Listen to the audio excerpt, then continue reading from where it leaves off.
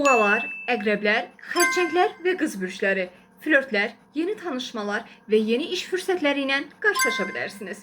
14 noyabr tarixində göy üzündə ayla günəş arasında müsbət 60 dərəcəli açı aktiv olduğu üçün bugün sevgi münasibəti olmayan günəş bürcü və yüksələn bürcü, buğa, əqrəb, xərçəng və qız bürcü olanlar yeni biriləri ilə tanış ola bilərlər, yeni bir flört münasibətinə başlamaq istəyə bilərsiniz və eyni zamanda sevdiyiniz insandan bugün duyğusal yaxınlaşmalar yaşaya bilərsiniz.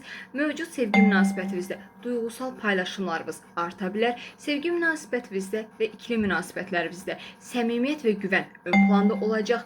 Bugün bir hobbinizi işə çevirə bilərsiniz. Duyğularınızı çox açıqca və net bir şəkildə ifadə edəcəksiniz. Yaxın çevrənizdəki insanlarla, bacı qardaşlarınızla, qohumlarınızla və iş yoldaşlarınızla olan ünsiyyətiniz bugün artacaq.